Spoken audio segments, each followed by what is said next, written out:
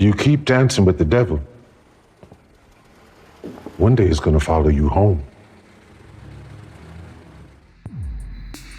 Welcome to In Frame Out's Year in Film, where we take stock of 12 months of spectacular cinema and unfortunate rubbish.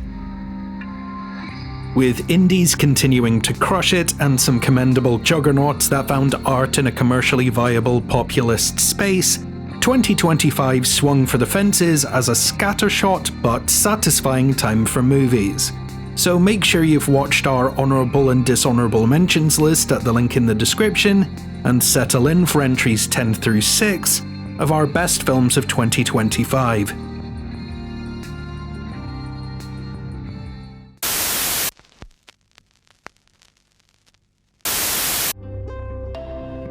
I'll be asked to make this personal. So I shall. Something terrible may happen. A former theatre student takes on the directorial role once held by her mentor and inappropriate lover.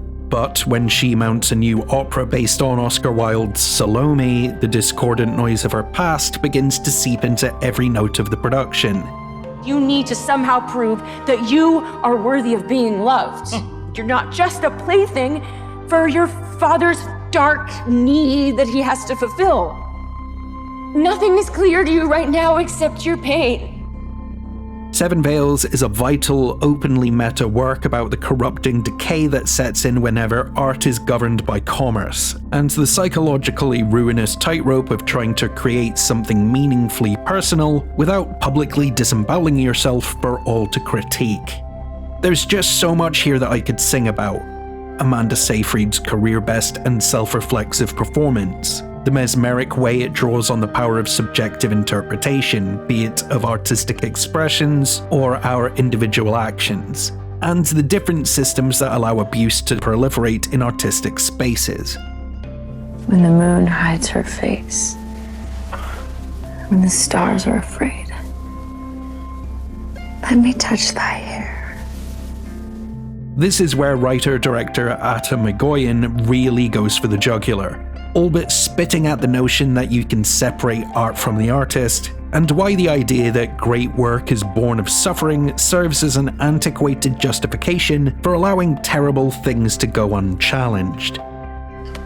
No. No. Stop! Stop! This was unexpected. Criminally underseen and barely advertised outside of a few niche film circles, Seven Veils is a divine marriage of Tar, Black Swan, and Ingmar Bergman's After the Rehearsal that more than earns a standing ovation all of its own.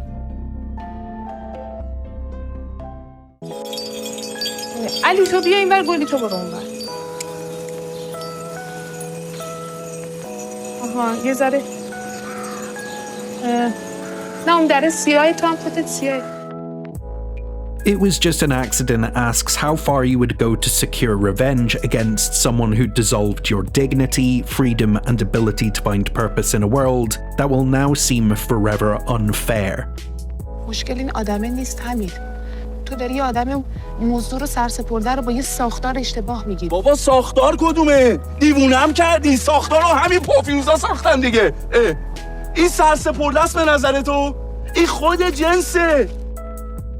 Rather than taking the gung-ho route of immediate and reciprocal violence, this walks a far murkier and altogether humane path. One littered with doubts, indecision, and the unshakable self-awareness that there is no true justice for what has already been done.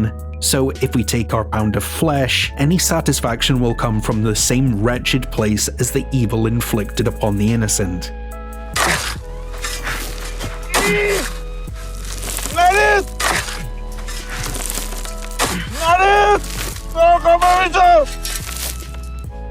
While this is no doubt one of the year's best dramas, It's worth noting that this is lightly peppered with a farcical comedy of errors, as provided by the wild contrast of our cast of characters trying to muddle together plans in a place that is contradictorily ruled by draconian, hard-nosed religious conservatism, but also completely corrupt and willing to turn a blind eye to their convictions for some cash in hand. پول نقد نداری؟ کارت هست، کارتون هست. بفرم.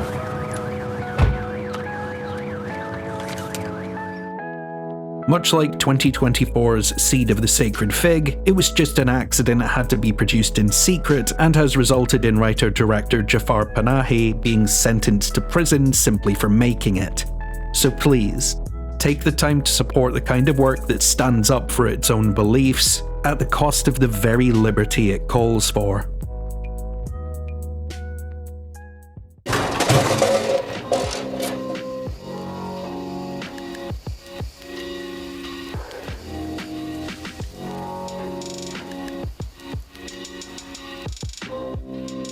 Weapons is a Rashomon-infused mercurial horror that peers into the sociology of school shootings, the weaponization of tragedy, and the fallibility of childhood authority figures without ever making those subtextual elements into load-bearing pillars of obvious allegory.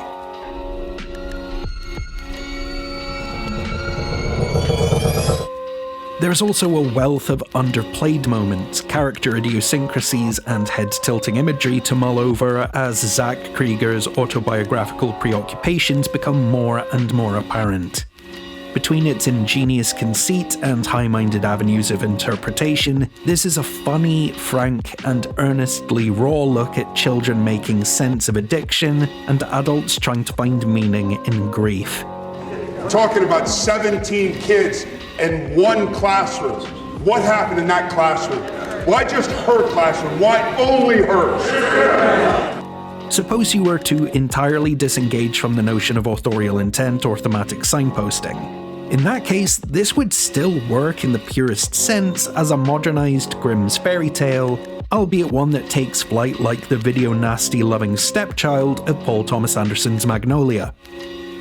I love you so much.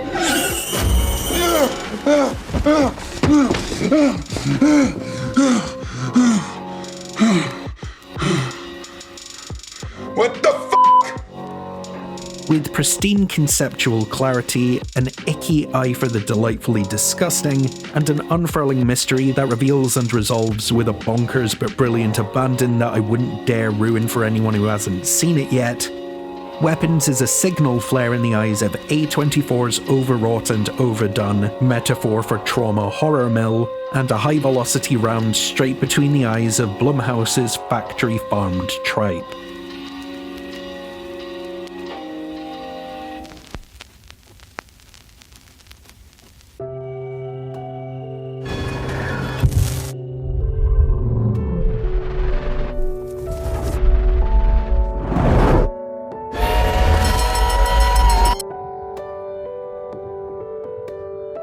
With the sincerity born of a seemingly infinite sense of loss and the silent strength it takes to escape its sprawl, Train Dreams drifts along like waking snatches of light and sound, marking its cragged, dogged resilience against the march of time with the most gorgeous cinematography seen in a Netflix release since 2018's Roma. It manages to contrast and compare the impermanence of life with a sense of both isolation and awe. Beautiful, ain't it? What is art? All of it. Every bit of it. Unashamedly indebted to Terrence Malick's The Tree of Life and Days of Heaven, thematically and so far as its lyricism and gliding reverence for nature goes, Train Dreams has a more markedly frank story and structure, with Will Patton's battered blanket of a voiceover acting as an olive branch of accessibility for people who might struggle with the slow pace. He once worked alongside a man 2 full months without exchanging a single word. You ever been down to California? Ain't there any place in this world a man could get some peace? Those were the only words Grainier ever heard the man say. they remained with him always. While the ensemble each carve their mark here, this all but belongs to Joel Edgerton, whose commanding presence of rugged but wounded dignity is flawlessly pitched. In his embodiment of a festering grief that has to compost until something new can grow, Edgerton conveys wistfulness, wonder, loneliness and sorrow with some of the most subtle and graceful acting of the year. Come here, chicken. Come here, chicken. Oh, they're going inside. You're going They're inside. going inside. Chicken! Chicken! Chicken! Train Dreams looks for purpose in memory, modernity, and the changing landscapes of our common existence, only to find that it takes a lifetime to scratch the surface of what it means to be alive.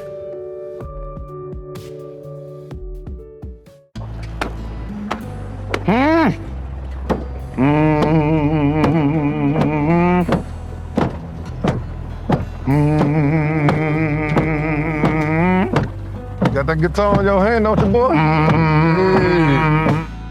The electrifying jolt of honest-to-God artistry meets crowd-pleasing mass appeal in Sinners, where writer-director Ryan Coogler pours every drop of himself into a work that masterfully tightropes between political vitality and genre peculiarity. By harnessing the lightning rod energy of the birth of Delta blues, gospel, and folk country storytelling as a means of amplifying and celebrating marginalized voices, this digs down into the soul of cultural creation, and how music and expressive totems of identity can foster community and kinship, whilst acting as a historical document of life and those who lived it. Don't your hands now! Hear me? Hold your hands!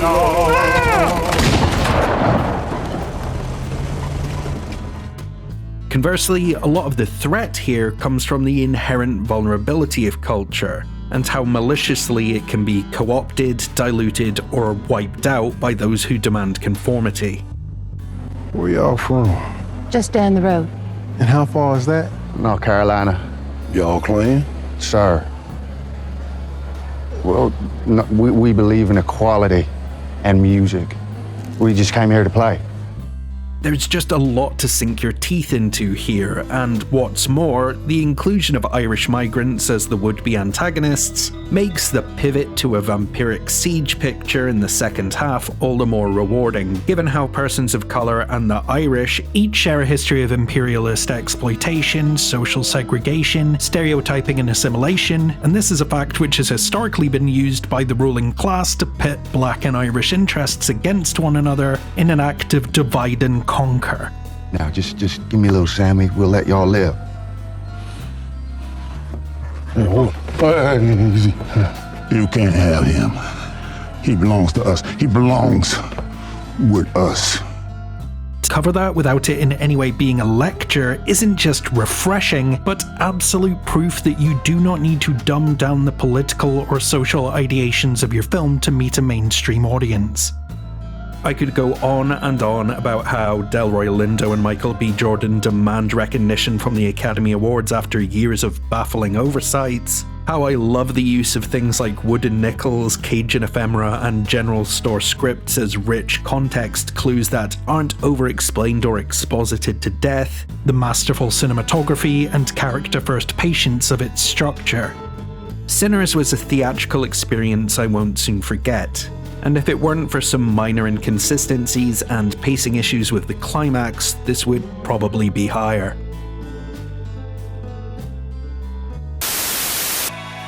So those were entries 10 through 6 of our best films of the year. Check out the playlist in the description below for the rest of our lists, and tune in next week for entries 10 through 6 of the worst films of 2025. Shout out to our Patreon producers Jennifer C, Claire MD, Becky O, Jennifer Fetish, Reed Stoven, CC Sings, George Napper, Arden Hughes, John Hughes, Samantha Hughes, Case Hengeveld, Flips a Chip, Tara O'Connell, Huey Hughes, Mauricio, Alex Stapleton, Matthew Whitehouse, and Nicholas Le Revere, as well as all these amazing folks who support us over on Patreon. How many of these did you manage to catch? Do you agree or disagree with our lists? And what are your personal picks for Film of the Year? Let us know down in the comments, make sure you're subscribed to the channel, and if you're in a position to do so, consider supporting us over on the In Frame Out Patreon at the link in the description below. As always, thank you for watching. Until next time, this is In Frame Out.